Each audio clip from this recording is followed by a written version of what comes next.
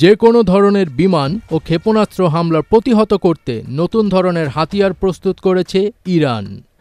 তেহরানের হাতে এমন ক্ষেপণাস্ত্র প্রতিরক্ষা ব্যবস্থা চলে এসেছে যা অত্যাধুনিক মার্কিন স্টেলথ যুদ্ধবিমানকেও শনাক্ত করবে এবং বহু দূরে থাকতেই তা ধ্বংস করে ফেলবে।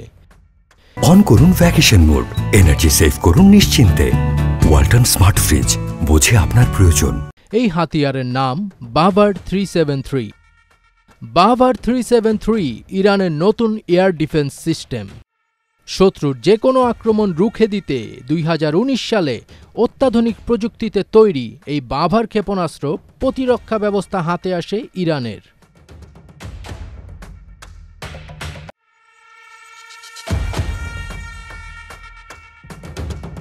সমর বিশেষজ্ঞদের মতে শক্তিশালী এই আকাশ প্রতিরক্ষা ব্যবস্থার কার্যক্ষমতা আমেরিকার প্যাট্রিয়ট মিসাইল সিস্টেম বা রাশিয়ার S-300 মিসাইল সিস্টেম থেকে কোনো অংশে কম নয়।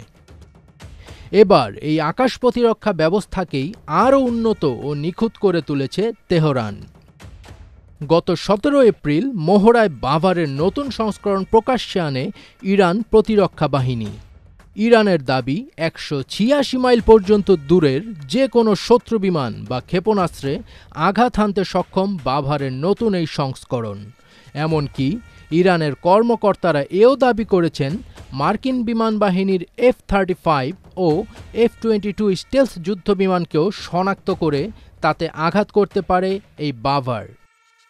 উল্লেখ্য, মার্কিন স্টেলথ যুদ্ধবিমান কার্যত অদৃশ্য, শত্রুপক্ষের রাডারে ধরা পড়ে না কোনোভাবেই, ফলে ফাইটার জেটগুলোর আঘাত প্রতিরোধ করা খুবই কঠিন।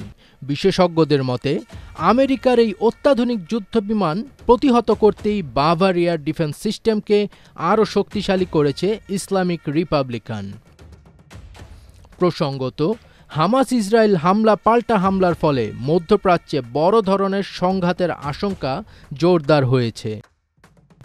ইসরায়েল ভূখণ্ডে প্রথমবারের মতো আঘাত হেনেছে ইরানের ক্ষেপণাস্ত্র। ইরান ইসরায়েল উত্তেজনার মধ্যে এই অঞ্চলে নতুন যুদ্ধ ছড়িয়ে পড়ার আশঙ্কা জোরদার হচ্ছে।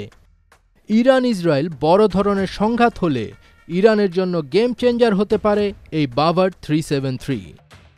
ফাজবির তাজ, ATN বাংলা।